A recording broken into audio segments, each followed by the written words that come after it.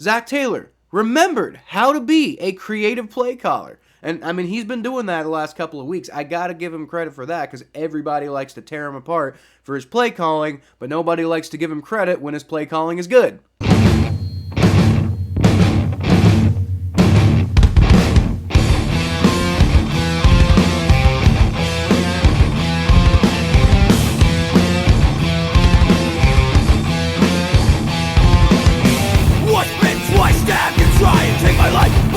Welcome to the jungle, Bengals fans. I'm Kyle Phelps, and we finally beat a backup quarterback.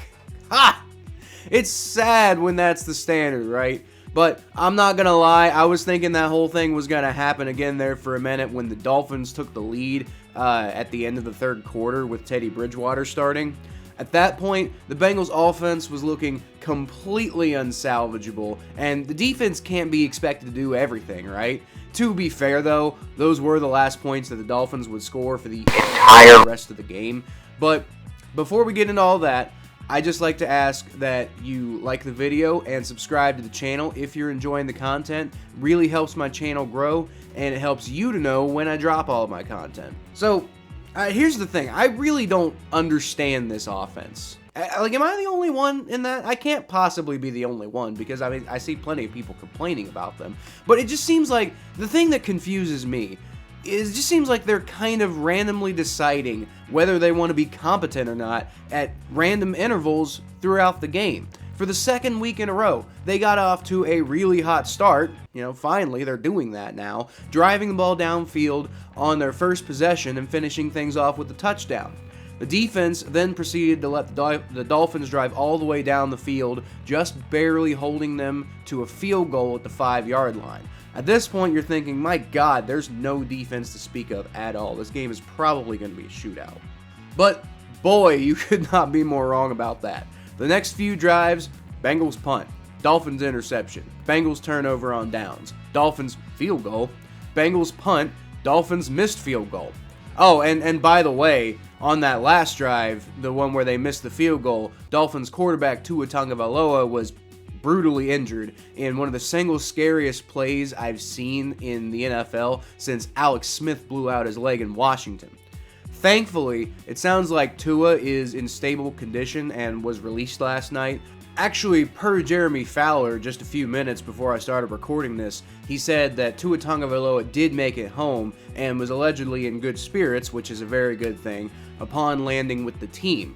There's an MRI to come, and I'm sure they're going to, find some sort of, massive issue, and the Dolphins are going to get sued to shit and back over this whole situation, and the NFL might get, caught up in that too. But luckily, initial tests showed at least no structural damage. So at the very least, it seems that he avoided the worst case scenario. But real quick, I just want to express how disgusting it is that the Dolphins let him play in this football game. I'm sure he was probably part of the decision, but, players are going to be like that, especially when they're concussed. There needs to be an adult in the room to be like, bro, you ain't playing tonight, especially on a short week like that after they took as many snaps as they did against the Buffalo Bills. Josh Tupou's sack was pretty violent, and, the initial look is just like, oh my God, what a crazy hit by Josh Tupou. But the fact of the matter is, it was a totally clean, normal football play, and you're just at risk of something like that happening any given game.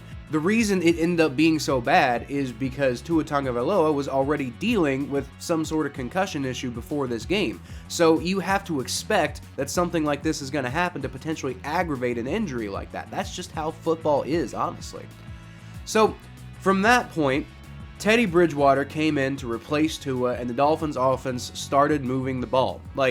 Yeah, man, the curse of the backup quarterback for the Bengals seems to be rearing its ugly head again, and I cannot understand why Lou Anarumo cannot adjust to backup quarterbacks. But the Dolphins missed a field goal, and that would have given them the lead at the end of the drive, but they got some momentum at this point. That's dangerous for a team that's looking for a rallying point, especially around this crazy, horrible tragedy that just happened to their quarterback. Luckily for the Bengals, Joe Burrow and T. Higgins injected some life into the offense that hadn't done a damn thing since the first drive when they connected on a 59-yard touchdown pass. But then, the defense let the Dolphins answer with a touchdown of their own just before the end of the half. The Bengals offense looked completely incompetent through most of the third quarter, which is why I was starting to get nervous about the whole backup quarterback thing, like legitimately nervous, like this is actually happening, oh my god, can we please stop doing this?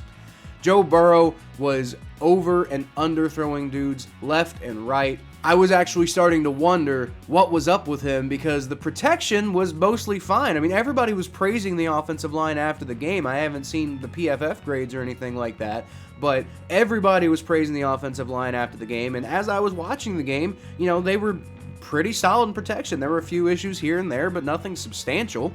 And so I was starting to wonder what's going on with Joe Burrow. He can't hit any of these guys. He's looking like Andy Dalton in prime time. Now, again, only concentrated in the third quarter, but it's still a problem.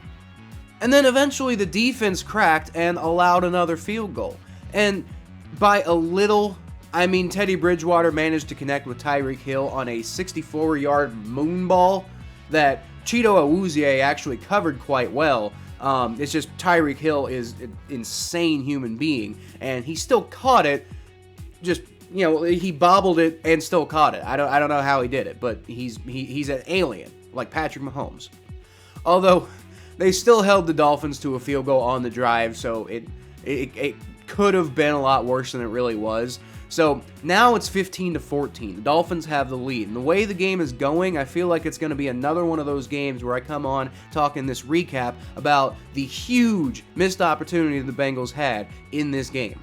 But then, with 55 seconds left in the third quarter, something happened. Zach Taylor remembered how to be a creative play caller. And, I mean, he's been doing that the last couple of weeks. I got to give him credit for that because everybody likes to tear him apart for his play calling, but nobody likes to give him credit when his play calling is good. I don't know, man, but the Bengals faked the Dolphins out with a simulated run play to Tyler Boyd, only for him to get to the sideline and get Jamar Chase for a 23-yard catch on 3rd and 11. Man, that one felt good because it felt like this offense was starting to stall, and suddenly there's this really creative play call, and you get the ball to your best playmaker, 23 yards, and man, you got some momentum back finally. And if that wasn't enough, Joe Burrow found Tyler Boyd a few plays later for a huge 43-yard catch, and up to this point, I don't think Tyler Boyd had even had, I think he might have had one catch for a couple yards at this point. He was barely involved in the game. Annoyingly, though, they're only able to actually get a field goal out of this really, momentum-spurring drive, but it is enough to take the lead back, and they never really lost it after that point. And from that point on, the game was pretty much all Bengals. The defense forced a 3-and-out. The offense put together a field goal drive. Von Bell saved the lead with an absolutely clutch interception on Teddy Bridgewater. The Bengals got a deep pass to Jamar Chase and eventually got the ball in the end zone after that. And finally, the Bengals held the Dolphins to a turnover on downs with 53 seconds left to go in the ballgame. Oh, and that turnover on downs caused by Eli Apple playing really solid coverage against Tyreek Hill, forcing him to catch it out of bounds on what could have been a really clutch first down play by the Dolphins. After all that shit talk by Tyreek Hill before the game about owing Eli Apple, stirring the pot, giving the Bengals some bulletin board material, and Eli Apple came out on top once again. I know he can be an obnoxious loudmouth and kind of gets himself in trouble and definitely kind of got owned in the Super Bowl, but at the same time, Eli Apple might be one of my favorite members of this current Cincinnati Bengals team. He's that perpetual underdog who everyone writes off, but dude makes clutch plays and knows how to shut people up, which is really kind of like the attitude I love out of the Cincinnati Bengals, because that's really kind of how all of us feel after being fans of this team for such a long time. Alright, so after all that drama during the game, and then also, an infuriating 0-2 start, the Bengals are now evened up at 2-2 with a get-right win over the lowly New York Jets last week, and a statement win over the undefeated Dolphins this week, who, by the way, were ranked number 1 by a bunch of power rankings outlets last week. Now, granted, the Dolphins franchise quarterback only played half the game before his brutal injury, but I just want to point out that the Bengals were decisively winning up to that point. I mean, maybe not decisively winning, it was 14-12 at one point, but the defense wasn't allowing any touchdowns. What was it, 25 straight drives, dating back since the second drive of the Cowboys game, like, back in week 2, that the defense hadn't allowed a single touchdown. And they only allowed 1 touchdown in this game, and that was only after the backup quarterback came in. So this whole talk about, like, oh, the backup quarterback is, why the Bengals won this game. It's like, no, it's not.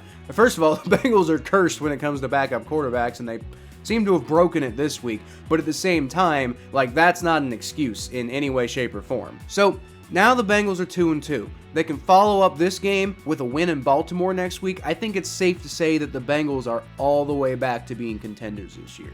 I mean, getting off to that 0-2 start really kind of sucked. It definitely kind of puts them behind the 8 ball. They're going to have to, like, keep winning and really gain some momentum to really hold on to, like, the real feel-good nature of this right now.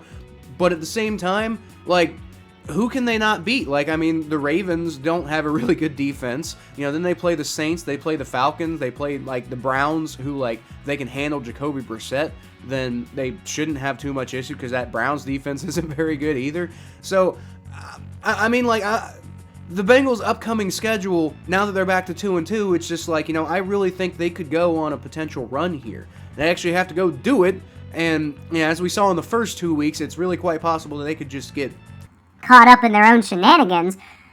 But at the same time, I really think that there's something to feel good about this Bengals team. But what do you guys think? Do the Bengals still have more to prove to you? Do you think that they've already proven it? Let me know in the comments below, and I'll feature the best ones in my next video. Like this one from Majestic YT. He said, "Hey man, I found your channel again. Yay! I lost it for a while. I wanted to wish your Bengals good luck when they played versus my Cowboys. It was an electrifying game, could have went both ways, but don't lose faith in your team, man. Y'all are one of the best this year." So first of all, it's really good to see some of my regulars finding the channel again, guys.